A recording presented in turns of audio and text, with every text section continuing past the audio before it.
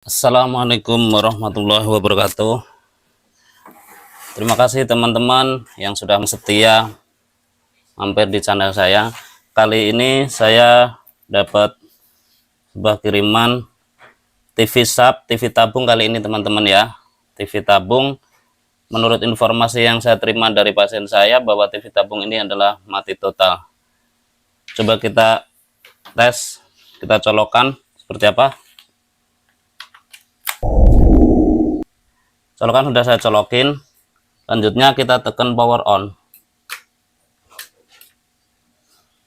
Nah, seperti ini teman-teman.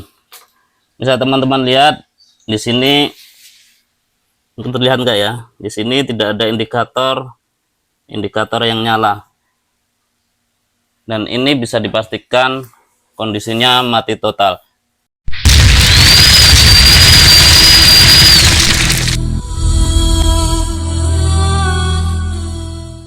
Sebelum dilanjutkan untuk membongkar TV ini, saya akan sedikit sampaikan ke teman-teman bahwasannya bicara mati itu ada dua macam. Ada yang mati total, ada yang mati standby. Kalau dibilang mati total adalah tidak ada indikasi kehidupan. Jadi si indikator LED nggak ada yang nyala saat dicolokkan ke listrik, itu nggak ada indikator kehidupan sama sekali. Itu adalah mati total. Tapi kalau mati standby, si TV atau barang elektronik lainnya itu biasanya ada indikator on. Kalau kita colokkan ke listrik, itu indikator akan nyala. Tapi dikasih instruksi dikasih perintah melalui tombol-tombol yang ada di panel ataupun dengan memakai remote, itu tidak adanya satu reaksi sama sekali begitu. Itu adalah mati standby. Untuk lebih detailnya masalah apa yang terjadi di TV ini, mari kita bongkar bareng-bareng. Lanjut.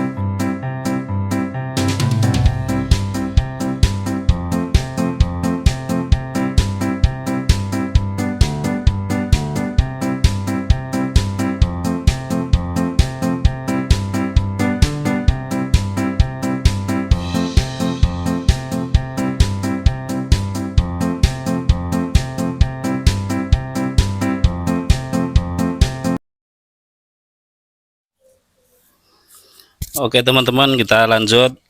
TV sudah terbongkar dan seperti teman-teman lihat bahwa mainboard sudah saya keluarkan dari tempatnya. Sekarang kita akan coba kita colokkan dan tombol power saya tekan. Ini tombol powernya. Nah, seperti teman-teman lihat di sini tidak ada indikator kehidupan. Ini adalah indikator standby-nya. Di sini tidak ada indikator kehidupan teman-teman ya. Bisa kita lihat nggak ada lampu yang nyala. Lanjut untuk pengecekan tegangan, untuk posisinya akan saya balik biar kita bisa melihat jalur-jalurnya di belakang. Jangan lupa like, comment, and subscribe. Dadah. Sekarang buat TV sudah saya balik, seperti teman-teman lihat posisinya sudah terbalik. Dan di sini perlu saya sampaikan buat pemula ya, maksud saya biar untuk safety-nya kita kerjanya lebih enak. Posisikan bot seperti teman-teman lihat senyaman mungkin, sehingga di saat kita mengecek tes point di area bot ini, si bot ini waktu kita tekan pakai multitester itu tidak goyang. Dan ini sangat penting menurut saya ya, karena ini sudah bermuatan listrik. Sebisa mungkin semuanya aman. Seperti kalau semisal kita cek begini gitu, kita tekan sedikit itu si botnya ini aman gitu, jadi nggak goyang-goyang karena sudah ada listriknya gitu. Sekarang kita mulai mengecek tegangannya. Kita siapkan multitester dan kita pasang range di AC, karena ini untuk kondisi mati total kita akan pastikan strumnya itu masuk atau tidak. Untuk sekarang ini bot sudah saya colokkan ke listrik dan kita tes untuk strom masuk ada atau enggak. Kita pasang range di AC ya, karena ini pengecekan pertama di AC. Kita tes di sini, kita lihat bisa diperhatikan di multitester bahwa tegangan AC masuk 220 226 tertera 226 volt AC masuk. Lanjut kita mengecek di, oh ya, seperti kita pelajari di sini, sedikit saya kasih gambaran buat teman-teman ya. Untuk semua board elektronik khususnya power supply dan lain-lain itu bisa kita lihat di sini ada dua bagian. Mungkin untuk masalah power supply lebih detailnya kalau ada waktu saya akan share atau saya bagikan review khusus masalah power supply. Ini di sini ada area primer dan selanjutnya di sini adalah area sekunder. Area primer itu area yang berbahaya, dalam arti di sini bermuatan listrik tegangan tinggi. Dari poin masuk di sini 220 volt AC masuk ke dioda dirubah menjadi tegangan DC. Dari dioda masuk ke elko besar, di sini ada elko besar, di sini berubah tegangannya naik menjadi 300 volt sekitar itu. Lanjut dari sini masuk ke MOSFET, di sini MOSFET atau STR ya. Di sini akan ada kerja dari ini yang membangkitkan sinyal-sinyal atau pulsa-pulsa untuk membangkitkan si trafo, sehingga trafo ini mengeluarkan tegangan-tegangan untuk standby, untuk tegangan ke arah vertikal, untuk tegangan ke arah playback atau tegangan horizontal begitu. Bagian tuner juga akan tersuplai. Lanjut saya mengetes di area primer dulu. Dari 220 AC masuk, lanjut ke DC, kita pasang multitester ke range DC seperti teman-teman lihat di sini. Saya pasang ke range DC dan kita tes coba di area elko yang paling besar. Di sini harus ada tegangan sekitar 300 volt. Kita tes. Nah, di sini bisa teman-teman lihat tegangan yang masuk ke elko besar itu tidak ada ya teman-teman ya, 0, mungkin saya urut dulu dari dioda ya, dioda dari tegangan sumber dulu. Saya ulang untuk tegangan AC-nya. Tegangan AC masuk 220, 227 terbaca. Lanjut masuk ke dioda. Nah, seperti teman-teman lihat di dioda aja udah nggak ada tegangan. Mungkin berarti sebelum dioda ada fuse. Setelah fuse kita tes. Setelah fuse, nah, bisa teman-teman lihat setelah fuse nggak ada tegangan masuk, berarti fuse-nya ini putus, bisa saya bilang begitu. Coba kita tes fuse-nya. Nah, seperti itu. Kalau terhubung berarti bunyi. Fuse kita tes. Nah, seperti teman-teman lihat fuse-nya putus. Coba saya lepas ya. Nih, dari fisiknya aja mungkin teman-teman bisa ngeliat ini fuse-nya bakar. Saya tes pakai kontinuitas juga nggak terhubung. Berarti fuse ini putus. Seperti kita lihat di sini ya, ini fuse-nya ya. Saya tes pasang di ring kontinuitas, kalau terhubung akan bunyi seperti ini. Nah, kalau fuse ini sendiri kita tes seperti teman-teman lihat. Tuh, fuse-nya mati, tidak terhubung. Jadi fuse ini bisa dipastikan putus. Untuk permasalahan fuse yang di sini itu putus, jangan langsung mengganti fuse ini dengan yang baru. Kita harus analisa dulu permasalahan yang ada. Karena putusnya fuse ini pasti ada masalah di sini. Saya bisa pastikan pasti ada short di sini. Di area ini pasti ada short karena fuse putus. Jadi kalau semisal dengan mengecek tegangan-tegangan dan ditemukan fuse itu putus, jangan buru-buru langsung mengganti fuse yang baru ya teman-teman ya. Karena diganti yang baru pun akan putus lagi pastinya. Karena di sini solusi yang short di sini belum ditemukan atau belum diselesaikan dulu.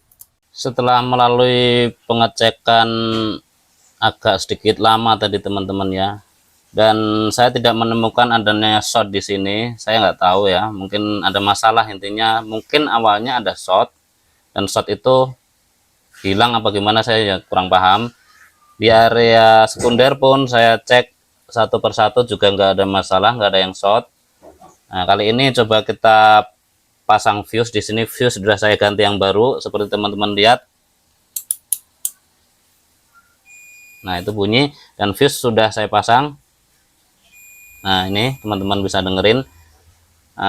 Selanjutnya saya akan coba colokan dengan fuse terpasang seperti ini. sudah saya colokan, dan coba kita ukur dengan tegangan range DC seperti teman-teman lihat di sini. Mungkin AC dulu ya, AC dulu, AC 220 kita tes di sini. AC 220 masuk, terbaca 226 volt, lanjut nyampe ke dioda, masuk 226 volt, 9 volt, 226,8 DC. AC masuk, lanjut setelah dioda kita ganti range DC di area elko besar. Nah, seperti teman-teman lihat di sini, ini setrum sudah masuk DC 315. Seperti saya bilang tadi, dari AC 220 masuk ke dioda dan dikonvert di step up menjadi 300-an volt ya, teman-teman. Nah, ini terbaca 314 volt. Nah, di sini berarti untuk tegangan setrumnya ini masuk ke area STR, di area MOSFET atau STR juga masuk. Langkah selanjutnya coba kita cek di area sekunder setelah trafo. Seperti ini, ground saya tempelin di ground, dan di area horizontal saya cek. Nah, seperti teman-teman lihat di area horizontal nggak ada tegangan. Di area standby di sini ada beberapa dioda setelah trafo. Di area standby pun sama, nggak ada tegangan. Makanya di indikator mati. Dari beberapa analisa saya menyimpulkan STR ini ada masalah karena tegangan masuk 300 voltnya masuk, tapi STR tidak bisa bekerja. Harusnya kalau ini sudah masuk, harusnya di area sekunder pun harusnya keluar tegangan, tapi ini tidak. Saya menyimpulkan STR ini bermasalah. Setelah melalui penelitian saya yang lebih detail, seperti teman-teman lihat di sini, saya tadi menemukan keretakan solder di area STR. Yang teman-teman lihat ini, saya ada jumper. Nah, itu adalah grounding dari STR tidak terhubung. Jadi ada keretakan solder di situ. Dan coba saya sambung groundingnya itu. Terus selanjutnya TV akan saya coba setar. Saya colokan. Bisa teman-teman lihat ada indikator menyala seperti ini. Nih ada indikator nyala. Dan kita lihat TV. Nah, TV sekarang sudah ada tampilan. Oke, lanjut untuk pengetesan. Bot sudah saya rapikan dan posisinya sudah terbalik seperti teman-teman lihat. Dan colokan, coba kita colokan. Bisa teman-teman lihat, ini tampilannya sudah ada. Dan coba kita kasih sinyal antena. Dan TV sudah ada tampilan.